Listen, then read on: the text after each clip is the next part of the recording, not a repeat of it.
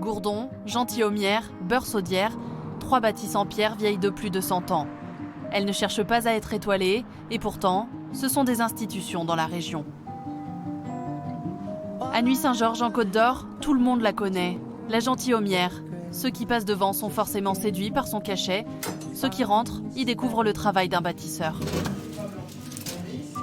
Cet endroit, c'était une ruine. Il y avait le toit au premier étage et le premier étage était ici. Voilà. Et j'avais acheté ça en 1967. Et j'ai mis mon imagination en route et on a tout démonté, tout ça. Tout le plafond à la française, tout ça. Ici, on est donc chez les Pianetti, un bâtiment construit pierre après pierre par René, pour ne devenir qu'une simple maison de vacances. Dès que nous avons commencé à venir avec notre famille ici, c'est mon épouse qui a dit, qu'elle n'a pas trouvé, mais elle a dit, bon, bah, c'est bien, ça fait une jolie gentilhommière. Et voilà, et le terme est resté. Le terme est resté, mais l'auberge familiale, elle, a bien changé. Depuis 56 ans, la Gentilhommière tient son rang de restaurant chic et gourmet. Une nouvelle carte d'automne vient d'être proposée cette année. Retour aux fondamentaux de Bourgogne, avec ses escargots dans des nems thaïlandais. C'est une cuisine raffinée, parce que nous, on soigne les plats qui sortent ici, que ce soit les plats, les entrées, les desserts. C'est tous des plats qui sont bien soignés, bien présentés. Même si c'est au menu à 12 € ou 20 €, il sort comme si c'est au menu à 30-45 €, quoi.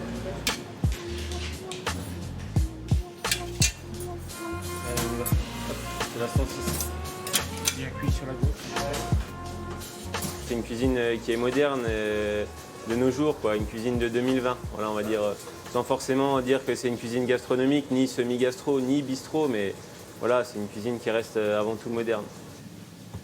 Mais cette cuisine moderne a failli ne jamais survivre. En janvier dernier, le restaurant ne tourne plus aussi bien. Il était aux commandes de René Pianetti fils depuis 25 ans. Après un burn-out, il est tombé très malade du Covid-19. Pour éviter que la Gentilhommière ne disparaisse, c'est Jérôme, son meilleur ami, qui est venu gracieusement reprendre les rênes. On a travaillé ensemble à Nice, on était dans des palaces interposés à 200 mètres d'intervalle. Et puis on était à Saint-Tropez, on était ensuite à Nice. Et c'est toute cette confiance qui s'est installée en plus de 40 ans qui fait que le jour où il y a eu une petite baisse de force, ben voilà, on a dit on y va, quoi. C'était naturellement comme ça. Un sauvetage in extremis, avec du sang neuf dans tout l'effectif, en salle et en cuisine. Jérôme ne s'est pas contenté d'assurer une présence. Il a changé l'identité visuelle du site, la décoration et la grille des tarifs. Et si la carte a changé, c'est aussi son idée. Je voulais remettre un peu les classiques à l'honneur. Par exemple, dans les desserts, on a un baba au rhum. Il y a très peu de restaurants dans lesquels on peut manger un baba au rhum. Et quand on vient à la Gentilhommière, on vient avec la pierre, on vient avec le parc. Et le baba au rhum, c'est exactement le classique que le client aime manger à la Gentilhommière, quoi.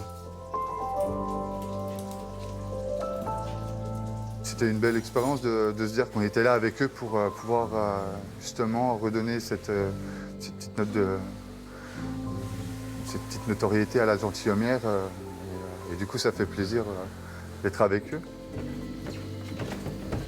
Tout le fondement de la Gentilhommière, c'est Pianetti, père et fils, il n'y a pas de doute. Tout est très beau, donc il n'y a pas besoin de nous pour... on n'a rien embelli, en fait, on a juste consolidé.